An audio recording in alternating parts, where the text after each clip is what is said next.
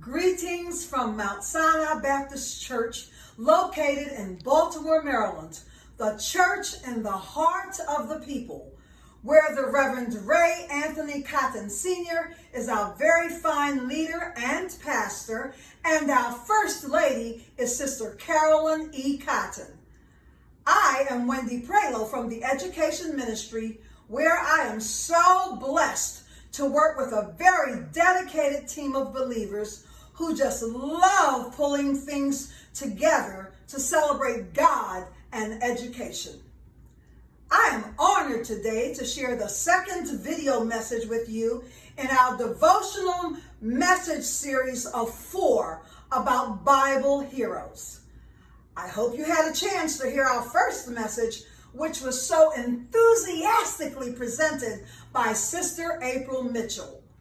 How many of you responded to our battle plan challenge that Sister April presented to you?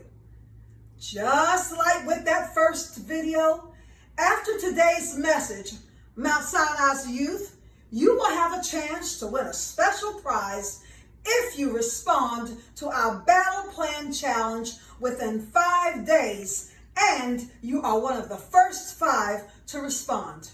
To respond, you can go to a special email address I will give you at the end of the video, or you may respond on Mount Sinai's Facebook page.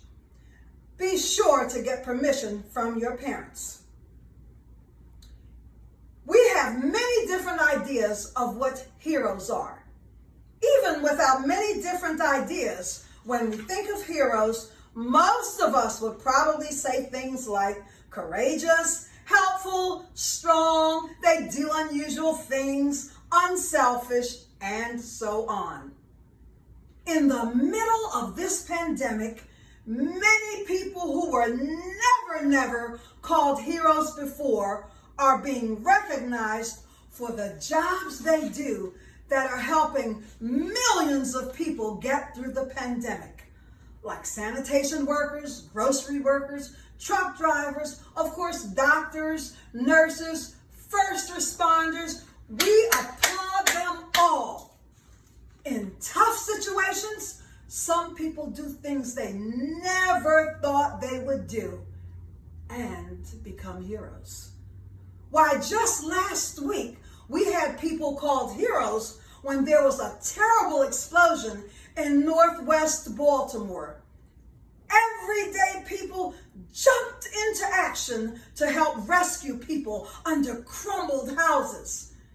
Think about different things that have happened to you in school, when you were in the buildings, at church, in your neighborhoods, and yes, even in your homes. How many heroes have you met recently? Are you your own hero? You can be your own hero by making good choices that are best for you. No matter what anyone says, do not let them push you into doing something you do not want to do. Not even your best friend.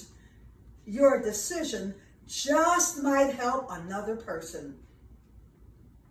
Sister April told us that a hero can be a regular, ordinary person who stubs their toes or has bad hair days, just like some of us.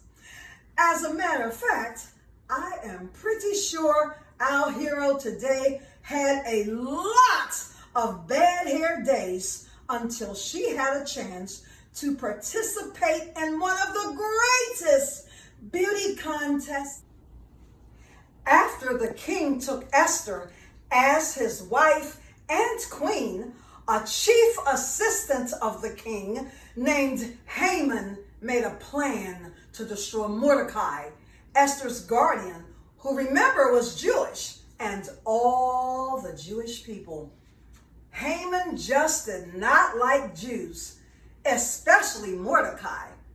Now remember, Esther, who was also Jewish, is now the queen of Persia.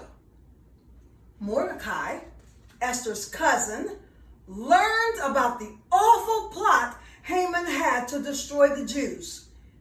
So he sent a message by a messenger to Esther. No Facebook, no email, no internet, no phones. Mordecai's message was for Esther to go before the king and tell about Haman's evil, mean plot to get rid of all the Jews. He told Esther, remember, that would mean you too. At first, Queen Esther was slow to say yes, she would go before the king, because the king had not given her permission. But once Esther made up her mind, she did not turn back. Her famous quote for the decision she made was to go before the king is, "If I perish, let me perish." That meant she was ready to die for her people.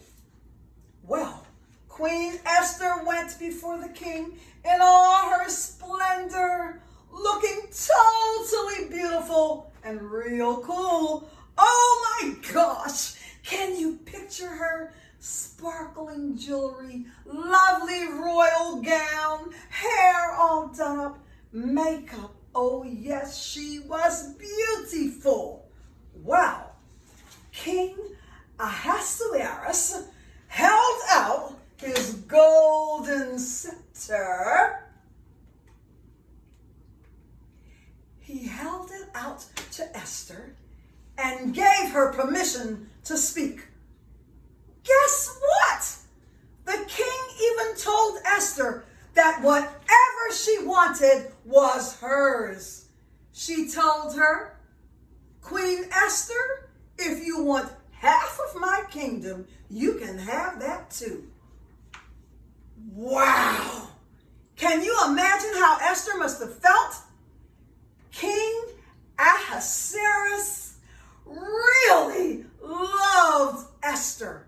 It did not matter to the king that Esther was not from Persia like he was. Well, with the king's permission, Esther carefully planned a magnificent banquet and invited Haman, the king's chief assistant, to come as a special guest.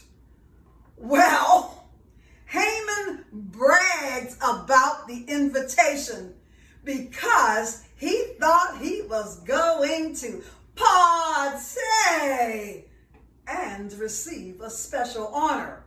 However, it was quite the opposite.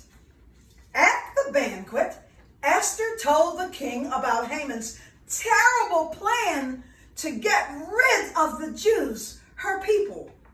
Esther made sure she told the king that she had gotten the information from Mordecai, her cousin.